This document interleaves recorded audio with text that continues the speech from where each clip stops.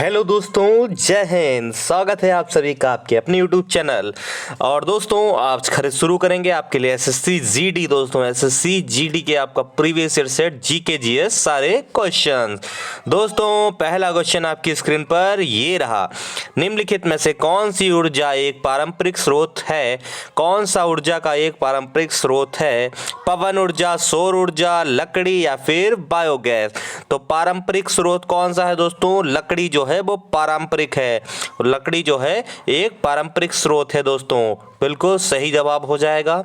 अगला क्वेश्चन दोस्तों, FIFA we नियमों के अनुसार पूछ रहा, एक फुटबॉल सॉकर मैच में 45 मिनट की अवधि के आपके दो भाग होते हैं जिनके बीच डैश की आराम की अवधि की जाती है। कितनी आराम की अवधि की जाती है दो भाग के बीच में? तो दोस्तों सही जवाब हो जाएगा 15 मिनट। क्या हो जाएगा सही जवाब? 15 मिनट। जो चैनल पर नया जुड़ा हो वो चैनल को भाई सब्सक्राइब कर ले और ऐसे जुड़ जाए। एसएससी जीडी के एडमिट कार्ड आ चुके हैं, इसलिए आप लोग बिल्कुल सीरियस हो जाओ। किसी भी एशियाई खेल में स्वर्ण पदक जीतने वाली पहली भारतीय महिला एथलीट कौन थी? तो कौन थी दोस्तों एशियाई खेल में स्वर्ण पदक जीतने वाली? तो कमलजीत संधू। बिल्कुल सही जवाब हो जाएगा। अक्टूबर 2020 के प्रकाशित वॉयसेज ऑफ डिसेंट के लेखक नाम कौन है? लेखक का नाम क्या है? तो नाम हो जाएगा रोमिला थापड़। बिल्कुल सही जवाब हो जाएगा किसके? वॉइसेस ऑफ डिसेंट यानी कि हो जाता है पिछड़ों गरीबों की आवाज। ठीक है।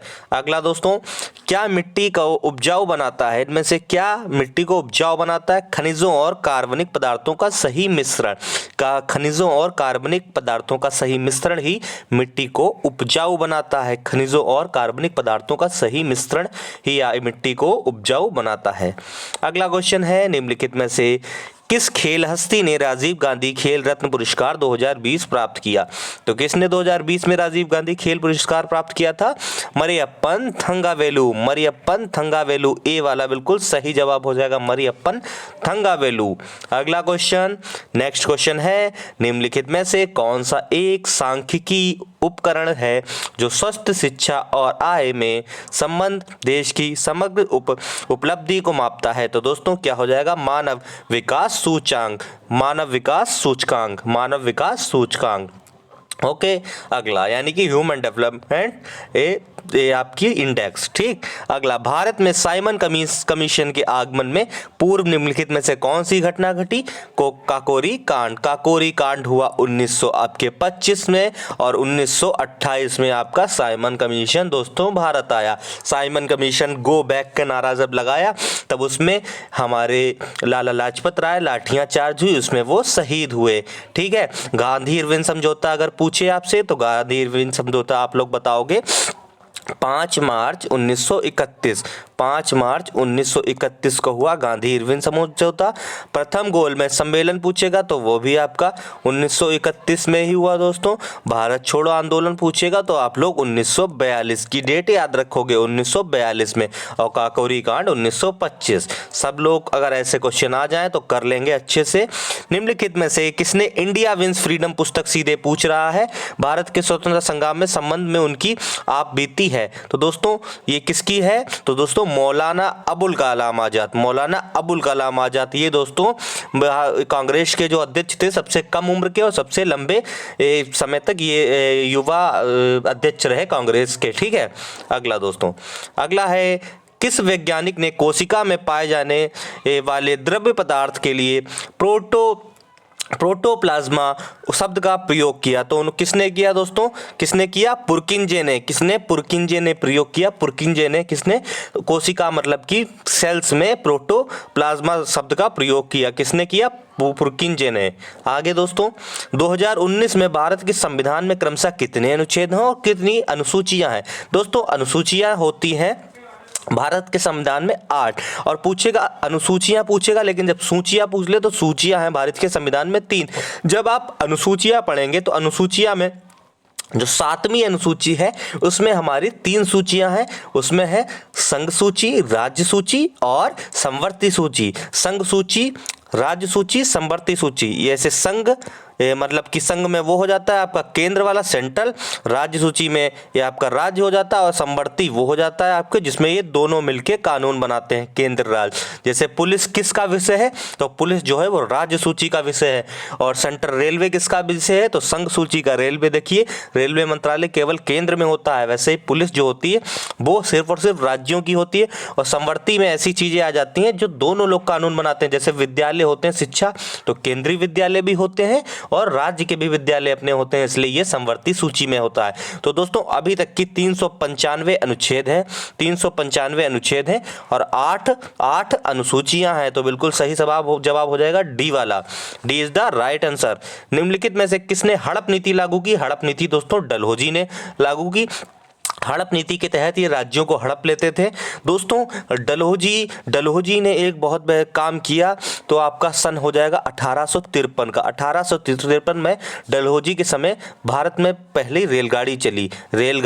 रेलगाड़ी का आविष्कार पूछा जाएगा तो ये डलहौजी के ही समय हुआ, रेलगाड़ी भारत में चली। दोस्तों डलहौजी के बाद ही डलहौजी की थोड़ी हड़प नीति के कारण ही 1857 में क्रांति आई और डलहौजी को फिर हटाना पड़ा। अगला 2020 तक प्राप्त जानकारी के अनुसार एक्सिस बैंक का मुख्यालय दोस्तों किस शहर में है? तो मुंबई में है। मुंबई में जो है, मुंबई में एक्सिस बैंक का मुख्यालय है, मुंबई में।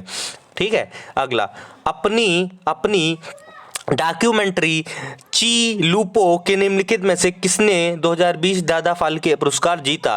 दोस्तों किसने जीता? केजंग डी थोंगडोक ने आपने दादा साहब फाल्के पुरस्कार जीता। अगला किसने मतलब है किसी कठोर वस्तु से टकराने पर घंटी जैसी ध्वनि उत्पन्न होती है, धातुओं से के गुण को डस नाम किया जाना चाहिए, यानी कि उनको क्या करना चाहिए? धवन्य आपका हो जाएगा ध्वन्यात्मकता। तो यानी इसको ध्वन्यात्मकता उससे नाम देते हैं, जैसे आप किसी बर्तन को आपस में टकराओगे तो वो आवाज एकदम बहुत से तेज से झन से बोलती है, तो उसी को बोलते हैं ध्वन्यात्मकता। ठीक है, ध्वनि से नाम इसका हुआ है। और तन्यता, ध्वनि और तन्यता को जब मिलाते हैं तो ये शब्द बनता है, ध्वनि और तन्यता को मिलाते हैं तब ये शब्द बनता है।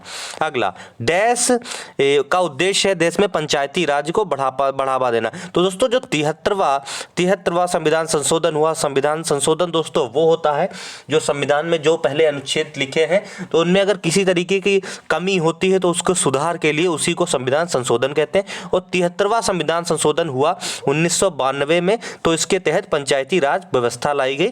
पंचायती राज व्यवस्था दोस्तों एक आपकी त्रिस्तरीय व्यवस्था है और इसके तहत ये प्रधानी है और सब आपके नीचे जो निचली सरकार है उसे इसी को कहते हैं। देवप्रयाग में भागीरथी डस मिलती है तो क्या होता है? देवप्रयाग भागीरथी और अलकनंदा से मिलके देवप्रयाग कहा जाता है। भागीरथी और अलकनंदा के संगम को देवप्रयाग कहा जाता है। अगला क्वेश्चन है अंधार के द्विभाषी से शिलालेख किन दो भाषाओं में लिखे हैं? तो ग्रीक और आर्मेइक। ठीक। निम्नलिखित में से किसे भारतीय ने मलेशिया में रिकॉर्ड समय आयरन मैन मलेशिया ट्रायथलॉन को करने वाले सबसे तेज भारतीय होने का गौरव प्राप्त किया? तो कौन है? स्वरूप सिंह कुंतल जो है भारतीय ने मलेशिया में रिकॉर्ड बनाया है। आयरन मैन मलेशिया को पूरा करने वाले सबसे तेज जो हैं वो ये गौरव प्राप्त कर चुके हैं। अगला क्वेश्चन है भारत का निर्वाचन आयोग जो है बिहार विधानसभा का आम चुनाव कितने चरणों में इन्होंने कराया था? तो उन्होंने 3 चरणों में उस टाइम बिहार विधानसभा का चुनाव कराया था। तो ये दोस्तों क्वेश्चन थे आपके, लेकिन साथ में मैं 25 क्वेश्चन कराऊंगा। अब 20 आएंगे तो 5 और एक्स्ट्रा करा दे रहा हूं, तो आप लोग चैनल को सब्सक्राइब कर लो, डेली जुड़ जाओ। वह परिसंपत्ति है जो ऋण चुकाए जाने और ऋणदाता की प्रतिभूति के रूप में उधारकर्ता अपने अधिकार में रखता है, यानी कि पूछ रहा है कुछ चीज रखना पड़ता है सिक्योरिटी के रूप में, उसको हिंदी में क्या कहते हैं? संपार्श्विक। ठीक है, आगे बढ़ते हैं। अगला क्वेश्चन है दिल्ली में जमात खाना मस्जिद का निर्माण किसने करवाया? तो दोस्तों किसने करवाया? खिज्र खान ने दिल्ली में जमात खाना मस्जिद का निर्माण कराया। ठीक, खिज्र खान। अगला 1 कोस की मीठे पानी के जीवों और अधिकांश पौधों को कोशिकाओं द्वारा जल ग्रहण करने के लिए निम्न में से किस प्रक्रिया की उपयोग किया जाता है? तो दोस्तों क्या हो जाएगा? ऑस्मोसिस यानी कि परासरण का उपयोग किया जाता है, परासरण।